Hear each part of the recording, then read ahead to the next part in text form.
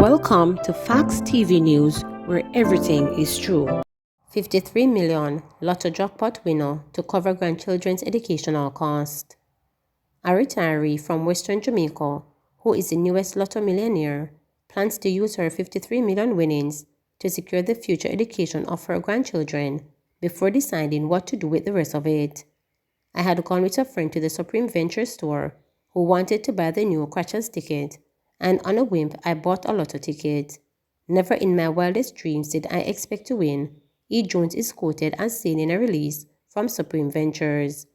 The winning ticket was lucky numbers 4, 5, 24, 25, 30 and 34 was bought from Supreme Ventures Retail Center in Fairview, Montego Bay in St. James. The only plan I've made so far is to make sure that my grandchildren's educational costs are taken care of. I'm still coming to terms with being a millionaire, and so I need a little more time to think about what else I will do with the money, Jones stated. Jones is the second Lotto winner since the start of the year in February. C. Codner won 63 million. Dwayne Tullock, SVP Retailer and Customer Operations at Supreme Ventures, commending the winner, was pleased that the winning ticket was bought at the newest location. At Supreme Ventures, we are always thrilled to transform the lives of Jamaicans by making them into millionaires. This one is extra special, however, as the weekend ticket was sold at our latest addition, Fairview in Montego Bay. The store was opened in November 2021 and already has proven lucky for one of our customers. We are delivering on our mission to make winners every day, and expanding our network of retail stores perfectly supports this mission. Body found in shopping center in Mandeville. The body of a man who was believed to have been homeless was discovered at Manchester Shopping Center in Mandeville on Thursday morning. So far, the deceased has not been identified. Preliminary reports are that shortly before 6 a.m., the police were called to a section of the shopping center after a passerby stumbled upon the body. The scene was processed and the body was subsequently removed to the morgue for an autopsy at a later date. Police investigations continue into the discovery. Chuck quick to sign extradition orders for scammers. Minister of Justice Delroy Chuck says he is swift in signing off on requests from the United States for the extradition of scammers once the requests are on good grounds. At the same time, Chuck noted that several scammers waived their rights to extradition bearing in Jamaica and content to proceed directly to the United States under the terms of the extradition laws and treaty between Jamaica and the U.S. The government of Jamaica is working very closely with the U.S. authorities to weed out the scammers. And I can tell you, as soon as an extradition for a scammer reaches my desk, within a matter of hours, I glance through. Most of them consent, but if they don't consent, and I see good grounds, I sign without any problem in a matter of hours, he stated. He was speaking on Tuesday, the second day of the two-day Child Abuse Guidelines training seminar for the Jamaica Constabulary Force and Justices of the Peace, organized and facilitated by the Office of the Children's Advocate at the Royal Ton Luxury Resort in Trelawney. Earlier this month, speaking at the Montego Bay Chamber of Commerce and Industries two-day security summit held in Montego Bay Conventional Center, Dominic Riley, the country-attached U.S. Postal Service, U.S. Embassy, warned that a number of Jamaican lottery scammers will be extradited to the United States this year. Riley did not indicate the number of scammers who will be extradited but noted that there are several in the pipeline. With the way that the extradition law changed to the summer of last year in August 2021, extraditions will be picking up. You shall see a lot more extraditions coming in the future, Riley declared. You know, of course, extradition is not an easy thing. It's not a quick thing, so you know it has to go through the proper process, so you will see more in the future, added Riley. He underscored that both Kingston and Washington are discussing the inadequacy of penalties for convicted scammers. When asked if there has been a marked increase in the number of extradition requested from the U.S.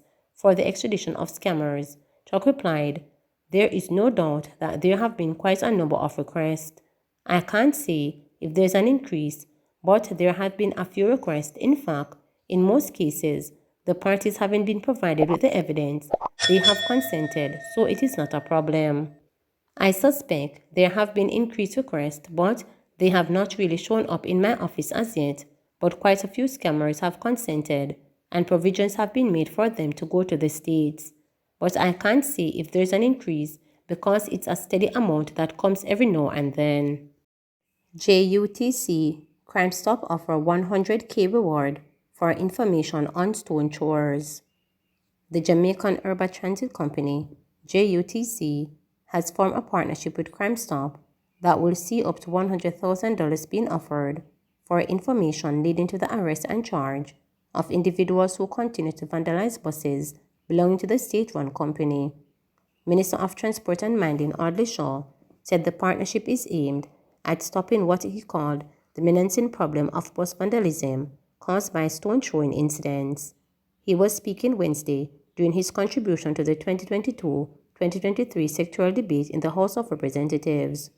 Shaw said incidents of stone throwing resulted in 70 buses being damaged last year.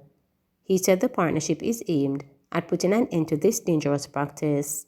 Meanwhile, Shaw, who took over the transport portfolio following a cabinet shuffle in January, said 70 new buses are to be added to the JUTC's fleet in the current financial year that started April 1. He said, too, that the cash-strapped company will also pursue alternative fuels as part of cost-saving measures. The first 50 buses will include 5 electric vehicles and 45 that are diesel-operated. The procurement of the 50 new buses has received full approval and the award notification has been issued to the supplier. This means all is in place for the delivery of the buses to commence within the financial year, Shaw stated.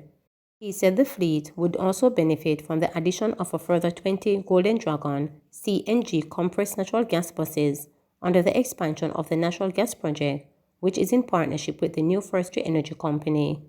This follows on from the pilot project which commenced in September 2019, Shaw said.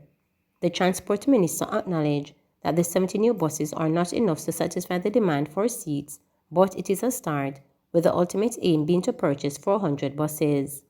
Shaw said that in addition to diversifying the fleet with electric and CNG-powered buses, the JUTC would start testing the use of biodiesel with a view of expanding to the full complement of diesel-operated units in the fleet. Meanwhile, Shaw said that the JUTC has sought the services of a consultant to assist with the implementation of a new electronic fare collection and fleet management system. He said after expressions of interest were received, a request for quotation was issued with a timeline of Thursday, April 28 for responses. Prior answered. When Anne-Marie Harriet Hayes' son, Marika Haynes, was accepted to Morantby High School, she had mixed emotions. She was happy and proud of him, especially as he was named his school's top boy in the primary exit program PEP exams, but she worried that she would not be able to send him to high school. She did the only thing she could, she prayed. Her prayers were answered when Marika was one of 2 students to benefit from a $580,000 good deed by 2 sisters that are past students of their school, Little Primary and Infant School in Somerset. The 2 students to benefit was Kathleen Reed, whose PEP results saw her accepted to St. Thomas Technical. The scholarship and donations are in memory of our deceased parents, Arthur and Elvira Brown of Trinityville.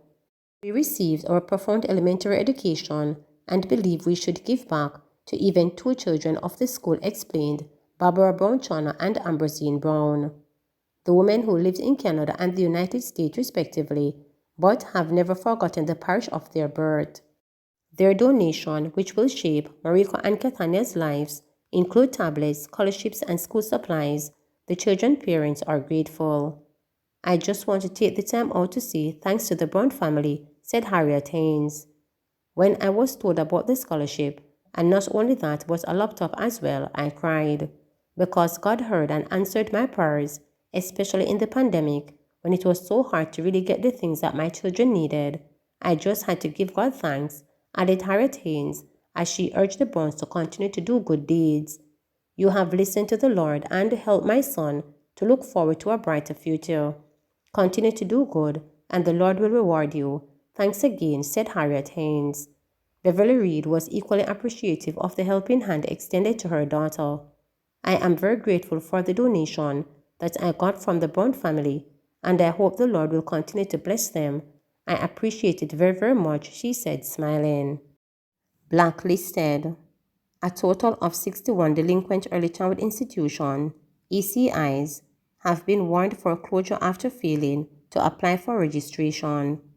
As of March 31, 2022, there were 2,373 ECIs in operation, of which 2,312 have applied to be formally registered. The delinquent schools consist of a mixture of those who did not re-register and others who have been delinquent for a long time. According to Section 3 of the Early Childhood Act 2005, no person shall operate an early childhood institution unless that institution is registered under this Act. Chairman of Regulations and Certification Committee at ECC, David Salmon, said ECC has sent a list of the delinquent schools to the Ministry of Education and Youth, Favour Williams, to decide on which schools will be shut down. However, we at the ECC, especially at the Certification Committee level, also have important stakeholders such as the Jamaica Constabulary Force and the Ministry of Health and Wellness, and the strategies we are going to be doing in the interim while we wait for the response for those schools, said someone who was speaking at the launch of ECC's Assessment Report of Early Childhood Institutions, March 2022, on Wednesday. Someone also mentioned that a number of delinquent schools have dropped from 140 as of February 26, 2021. The report revealed that there are 8 delinquent schools in Region 1, which covers Kingston and St. Andrew, 11 in Region 2, which covers Portland, St. Mary, St. Thomas, and 8 in Region 3, which covers St. Anne and Trelawney. In Region 4, which covers St. Elizabeth, Hanover and Westmoreland, there are 14 delinquent schools, 3 in Region 5, which covers St. Elizabeth and Manchester, and 8 in Region 6, which covers St. Catherine. Meanwhile, Director of Regulation and Monitoring at ECC, Tracy and Morgan Smith, explained that the time period given to delinquent schools to get up to standard could last from a month up to a year. Explaining the reason, Morgan Smith said, for example, a teacher needing training has a year in which to register to start formalized training. Things like a police record or so you have a month in which to get. Technically too, looking at raw scores, it is very individualistic to institutions. For example, the requirement for an institution to order staff as part of the performance indicator in an inspection.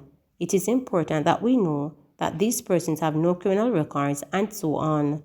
Now, if I have 15 members of staff at my institution and 12 have a police record and 3 don't, I have not met the performance indicator of this standard.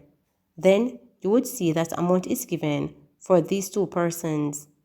We have to ensure that no member of staff poses a risk to any of the children. 150 new COVID cases, 1 death, 11.4% positivity rate. For the first time in weeks, Jamaica's coronavirus infection surpassed the 100 mark, with 150 new cases recorded over a 24-hour period up to Wednesday afternoon. This was 49 more cases than the 66 which were recorded on Tuesday. One COVID-19 death that occurred in April 2021 was recorded on Wednesday, bringing the overall coronavirus death toll in Jamaica to 2,955. An 87-year-old man from Kingston and St. Andrew is the latest recorded COVID fatality nationally. There were 56 recoveries on the day, bringing that tally to 83,256. The newly confirmed COVID-19 cases brought the total number on record for the island to 129,862.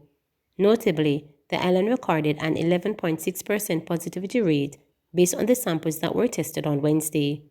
Of the newly confirmed cases, 64 are females and 51 are males, with ages ranging from 8 months to 90 years. The case count was made up in Kingston and St. Andrew 32, St. James 31, St. Catherine 25, Manchester 7, St. Anne 7, Clarendon 5, St. Elizabeth 4, Westmoreland 3, and Hanover 1. There are 9 moderately ill patients and 2 critically ill patients among 539 active cases now under observation in Jamaica. There are now 22 COVID-19 patients hospitalized locally. Please remember to subscribe, like, share, and click the notification bell for daily updates.